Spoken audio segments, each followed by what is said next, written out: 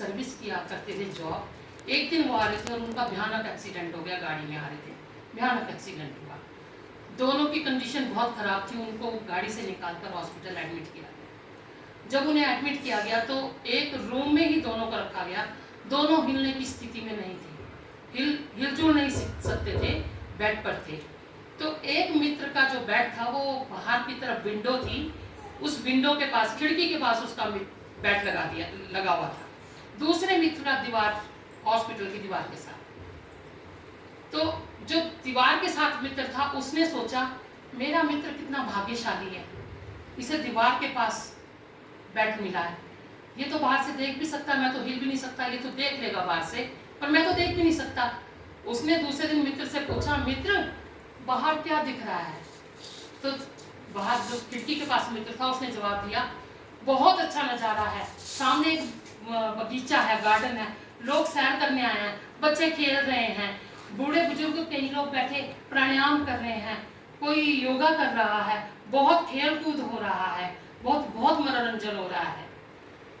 दूसरा व्यक्ति, उसने अपने मित्र को बताया था कि इसको भी खुशी होगी। दूसरा व्यक्ति मन ही मन जलने लगा, काश मेरा बेड वहां होता।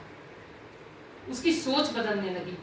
ऐसे वो 3-4 दिन, 5 दिन, 6 दिन लगातार उससे पूछता रहा क्या हो रहा है। वो रोज नई नई बातें बताता था, आज ये हो रहा है, आज वो आ रहा है, आज यहाँ उत्सव हो रहा है, आज वो हो रहा है। उसके मन में ईर्ष्या इतनी घर कर गई, बहुत ईर्ष्या घर कर गई। और अगले रात को जब सब सो रहे थे, जो खिड़की वाले बेड पर मित्र था उसको हार्ट अटैक आया। तो जो ये दूसरा मित्र था इसकी आंख खुल गई, लेकिन उसने जान कर लेटा रहा, उसे ना डॉक्टरों को आवाज दी, ना बुलाया, ना किसी की मदद मांगी। वो तो पीड़ा में था, वो तो बोल नहीं पाया, लेकिन इसने भी उसकी हेल्प नहीं की। क्यों? इसके विचार गलत हो चुके थे। इसने किसी को नहीं बुलाया। थोड़ी देर के बाद वहां पर थोड़ा हलचल हुई, नर्स आई, देखा तो फटाफट उसको शिफ्ट किया गया, उसको देखा, लेकिन वो बचा नहीं, वो मर गया। वो मर गया तो उसका बेड खाली हो गया। जब उसका बेड खाली हुआ तो जो ये दूसरा मित्र था उसने बोला, क्या मेरा बेड वहां लग सकता है? बोले हाँ, हमें तो कोई नहीं है, यहाँ दूसरा कोई आ जाएगा पेशेंट, आप उधर ले लो जगह। फटाफट उसको उठाकर उस बेड पर शिफ्ट कर दिया गया।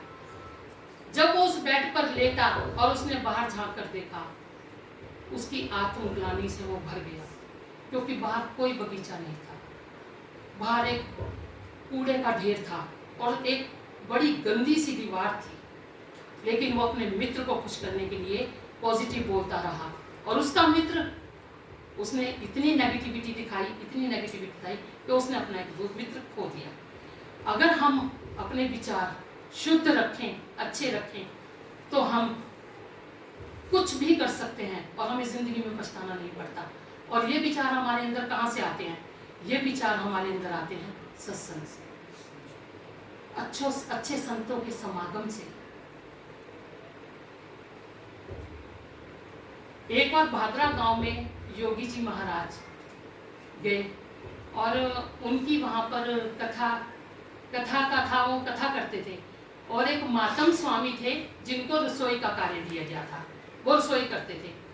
अब थोड़ा रसोई बंद होने की वजह से, खुली ना होने की वजह से, और लकड़ियां थोड़ी गीली हरी थी, वो जलाने की वजह से रसोई में बहुत धुआं होने लगा। तो मातम स्वामी थोड़े चिढ़ गए, क्रोध में वो जाकर चुपचाप सो गए। योगी जी महाराज कथा कर जब आए तो ठाकुर जी का थाल तैयार नहीं था। हम होते, हम क्या करते उनकी जगह? हम चीखते चिल्लाते। मातम स्वामी सो गए थे, जाकर उनको डांटते, बोलते आप अपनी ड्यूटी नहीं कर रहे हैं, आपकी जिम्मेवारी थी, ठाकुर जी का थाल तैयार नहीं हुआ। हम यही करते। लेकिन योगी जी महाराज ने क्या बोला? अहो भाग्य, आज तो ठाकुर जी के थाल की सेवा मुझे मिली है। ये मातम स्वामी कितने दयालु हैं, कितने कृपालु हैं, इन्होंने मुझे आज सेवा का मौका दे दिया, नहीं तो ये सेवा तो मुझे मिलती नहीं है। और उन्होंने सारा थाल तैयार किया, सारा भोजन तैयार किया, मातम स्वामी को भी उठाकर भोजन कराया। ये सकारात्मक सोच, ये सकारात्मक सोच हमें आती कहाँ से है? जब हमें अच्छे गुरु मिलते हैं, अच्छे संत मिलते हैं, सही संतों का समागम होता है, वहाँ से हमें अच्छी सोच मिलती है।